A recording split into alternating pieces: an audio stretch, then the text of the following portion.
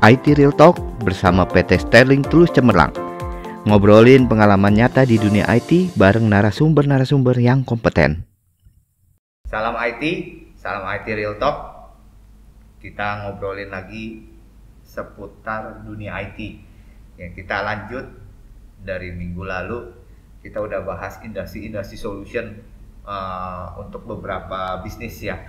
Dan kali ini kita ngajakin Pak Petrus Eka Margo, Direktur PT Sterling, untuk hadir lagi di Koze Cafe. Kali ini kita mau ngomongin tentang distribusi, Pak Petrus. Ya. Karena kan di Indonesia distribusi itu termasuk salah satu yang bisnis industri yang banyak ya. FMCG terutama kan, itu kan banyak banget.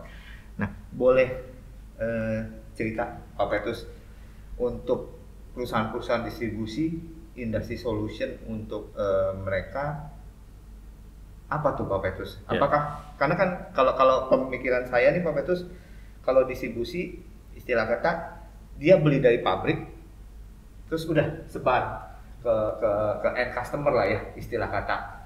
Itu kan sebenarnya bisa dipakai di SAP B1 tuh, karena SAP B1 kan sudah cukup lengkap mulai dari pembeliannya, inventory-nya, dia mau pakai batch kah, dia mau pakai racking kah di gudangnya kan, sampai dia jualan gitu Pak Petrus.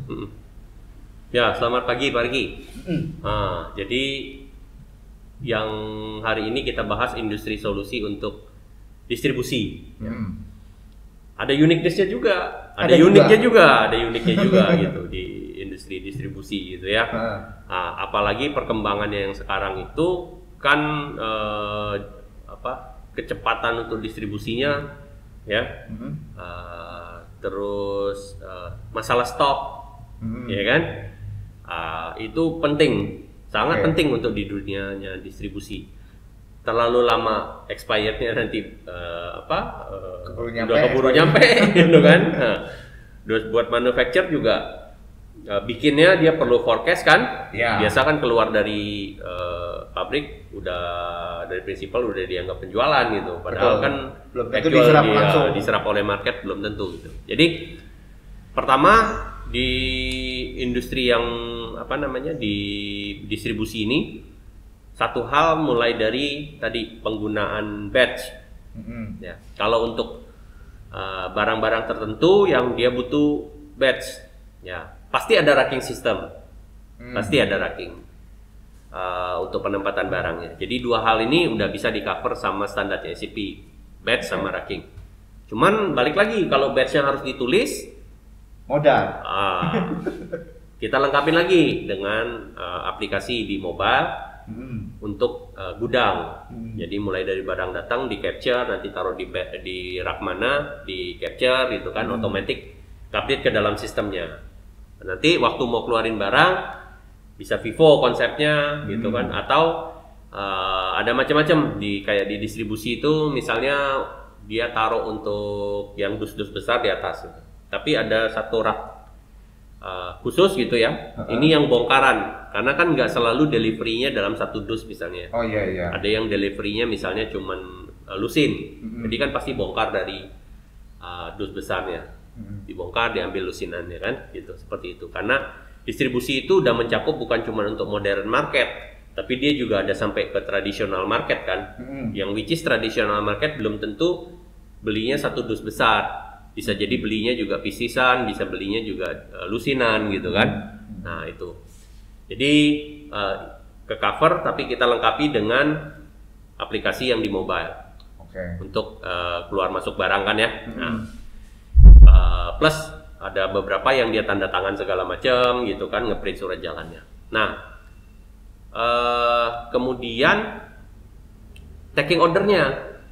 Nah, kalau tadi kan barang datang kita simpan di gudangnya distributor, tapi taking ordernya salesman, kan biasa pakai salesman loh.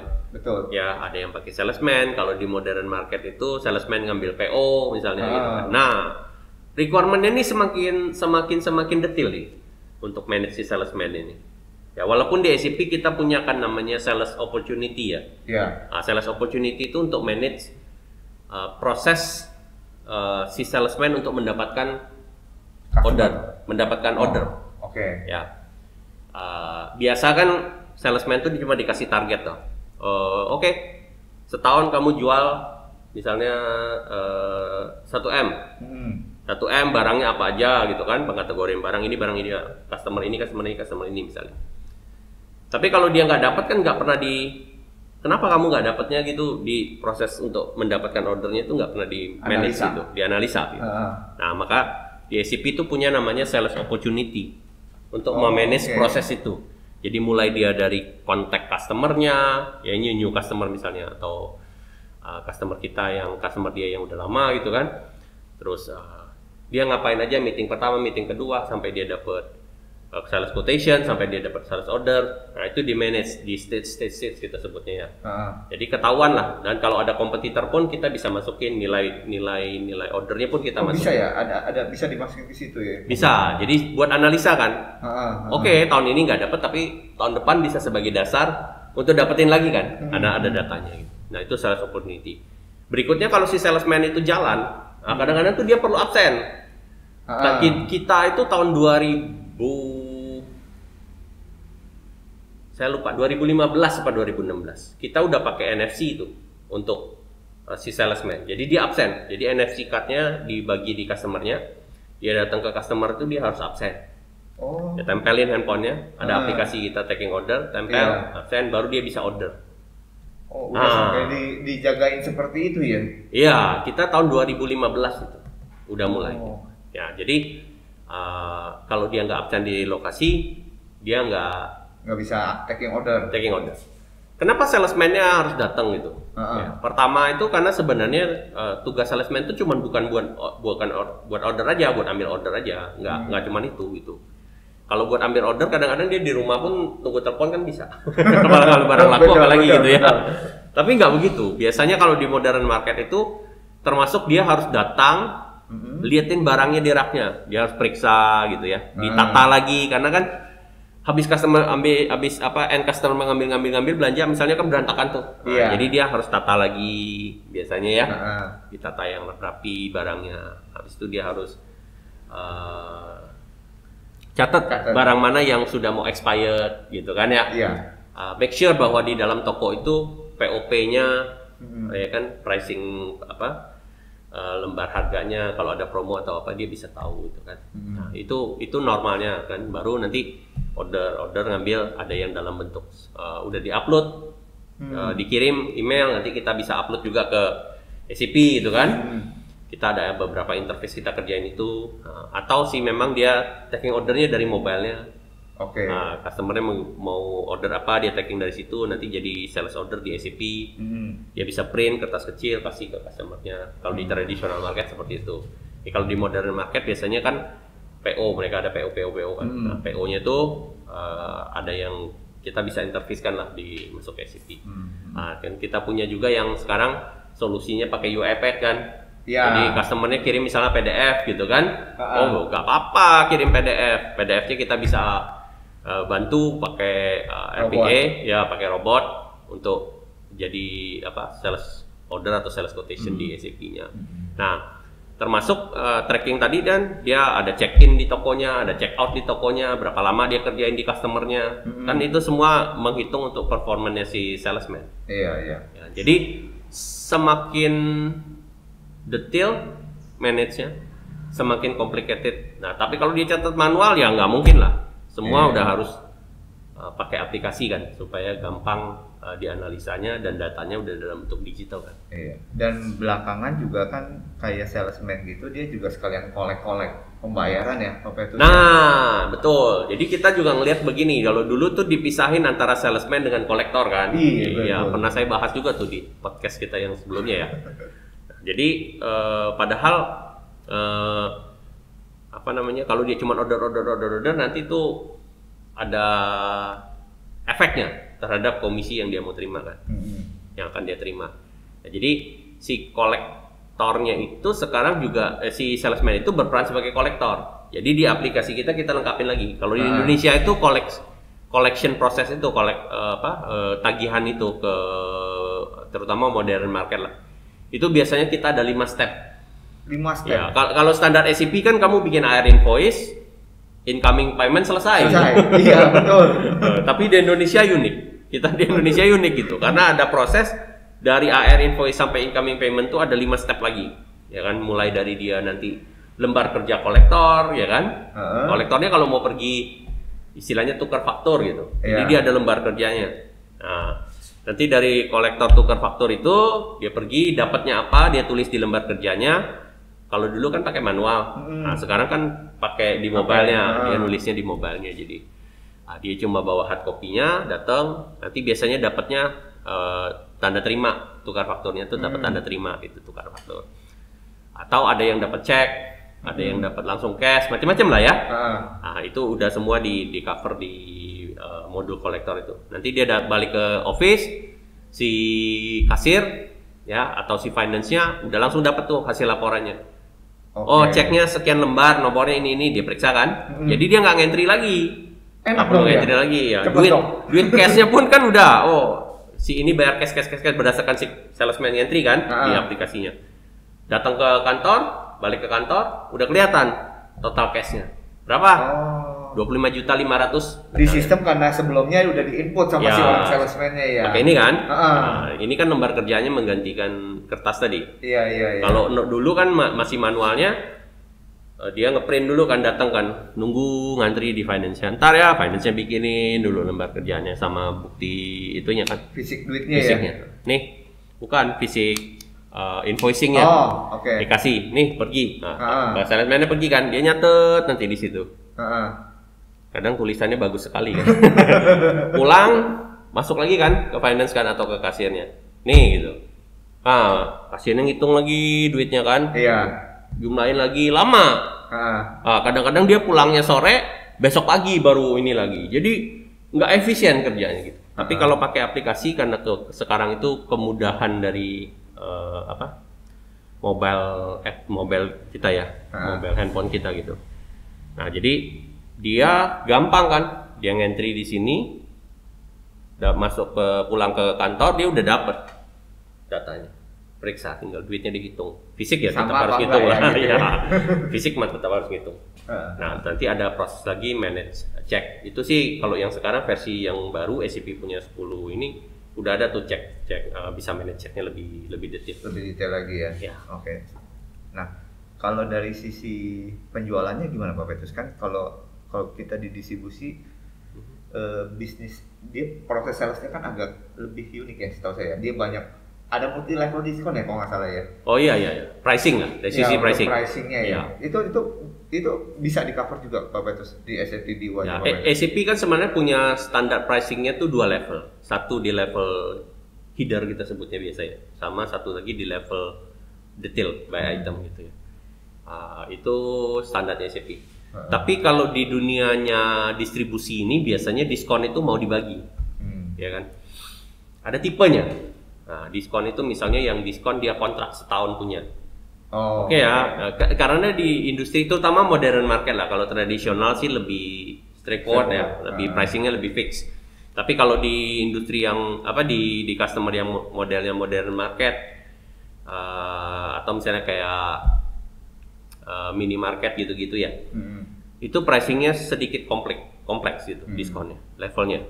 Kita juga nggak ngerti kenapa mesti berlevel-level gitu ya. Padahal diskon itu tetap namanya. Tapi oke lah gitu, kita lihat industrinya dia jalannya sudah begitu kan. Nah ada yang namanya kontrak kan, karena dia ada masuk itu pasti kita akan kontrak setahun, masuk tahun depan di review kan, masih bagus atau enggak, produknya masih sesuai atau enggak kan. Kontrak diskon satu. Nanti ada lagi promo. Kalau promo akan diskon segini. Terus ada yang incidental. Incidental kalau ada kejadian tertentu dan harus mau ikutan nggak? Yuk. Ya, misalnya buka toko baru lah, ya kan? Ada perayaan apa yang ternyata tidak di planning dalam setahun itu. Nah, itu biasanya.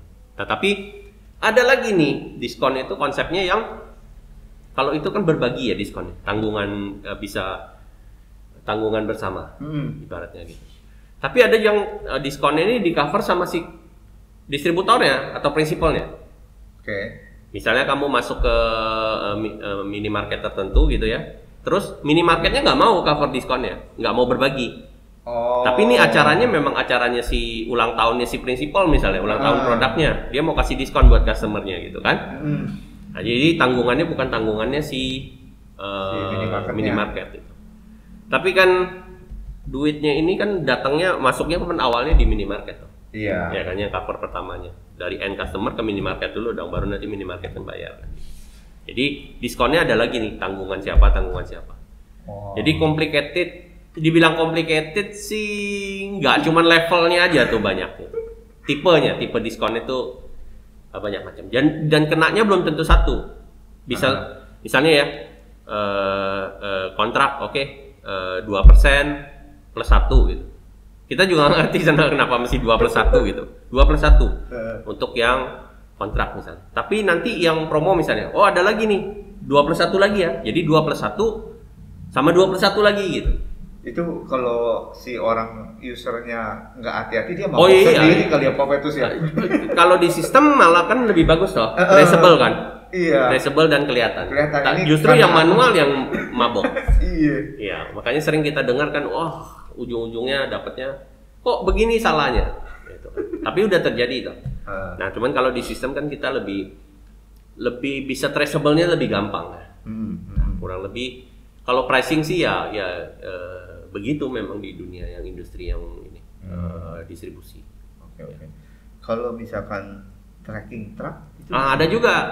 Nah, kan pasti kalau distribusi pasti antara dia nyewa truk jasa ketiga atau dia punya armada sendiri. Kan, Pak Petrus, ya? Nah, itu malah kita punya lagi. Jadi gini, kalau mau kirim truk ya, kita misalnya pakai jasa orang ketiga dulu nih. Jasa orang ketiga pasti di depannya tuh ada namanya packing listnya. Iya. Nah, sama lah kalau kita ekspor pakai kapal kan pasti ada packing listnya. Nah, packing list itu harus bisa mengcover bukan untuk satu customer. Karena satu truk itu bisa jadi dia kirimnya untuk beberapa customer kan. Oh, oke. Iya. Jadi harus jelaskan packing listnya. Iya. Berapa banyak, berapa kilo ya kan, untuk surat jalannya siapa aja gitu. Nah, jadi packing list kita bikin lagi spesial nih, bukan picking ya. Kalau picking list itu untuk ngambil di gudang ya kan. Perintah untuk ke orang lapangan di gudang, warehouse-nya untuk ngambil ya barang-barangnya. Nah, kalau yang ini packing list-nya jadi kumpulan dari surat jalan itu. Jadi packing list. Nah, kita udah punya lagi itu tambahan solusinya. Buat apa sih? Buat si kapal atau buat si angkutan ini, bisa truk, bisa kapal ya macam-macam. Isinya yang tentang surat jalan itu, dan itu fungsinya supaya dia gampang nanti nuruninnya. Surat jalan ini, ini dusnya nomor segini. Udah tahu, gampang gitu nuruninnya, karena dusnya dikasih identitas kan. Terus ditambah lagi, biasa keruwetan nanti kalau si vendor truknya nagih customer kita. Nah, itu keruwetan lagi kan, bisa double, bisa macam-macam. Kita punya solusinya lagi yang itu. Jadi waktu dia kirim nomor truk, sopir segala macam kan kita capture, kita catat di dalam surat jalannya atau packing listnya itu. Jadi waktu dia datang, nanti si orang finance-nya yang periksa, yang proses TW matching-nya, dokumen vendor, dokumen kita di sistem dengan surat jalan kita gitu ya. Nah, diperiksa kan di sistem. Waktu periksa itu dia cuma tik aja karena udah datanya udah difilter. Jadi gampang kan, totalnya nggak sama nih segini kan. Kenapa? Nah, nanti dari dasar itulah dia untuk bikin AP invoice kan. AP invoice itu kalau di kita kan untuk minta duit lah ke direksi atau ke finance bahwa ini loh dasarnya. Nah, nanti di approve baru outgoing payment kan, pembayaran. Karena kalau misalnya distributor perusahaan ekspedisinya nggak punya sistem, memang bisa double banget. Dan kalau kita bisa jadi dia nggak nagih juga, hilang. Kalau nggak nagih ya udah. Oke. Nah, kalau yang punya armada sendiri, Pak Petrus? Kalau armada sendiri kan lebih ke sebenarnya bukan proses itunya, tapi maintenance mobilnya. Nah, itu mungkin bahasan berikutnya lagi. Oke. Industri solution berikutnya lagi, kita ada lagi itu untuk yang khusus untuk fixed asset maintenance namanya. Iya, karena itu asetnya mirip kita. Mirip ke plan maintenance lah. Oke. Oke, Pak Petrus, terima kasih waktunya sudah sharing ke kita nih. Jadi sebenarnya bukan cuma ngomongin industri solutionnya sih Pak Petrus selama ini ya. Jadi ngomongin bisnisnya, kasih insight sebenarnya secara nggak langsung. Oke, terima kasih teman-teman. Itu tadi kita ngobrol santai dengan Pak Petrus tentang industri solution dan distribution. Jangan lupa ikuti terus podcastnya kita di Spotify, di Apple, di Google. Dan kalau nanti teman-teman ada perlu mau tahu lebih detail tentang jasa-jasanya kita, produknya kita, nanti bisa masuk ke www.sterling-team.com. Di situ ada nomor teleponnya, di situ ada sosial medianya kita untuk dapetin informasi lebih lah. Oke, terima kasih. Salam IT, salam IT Real Talk. Bye bye.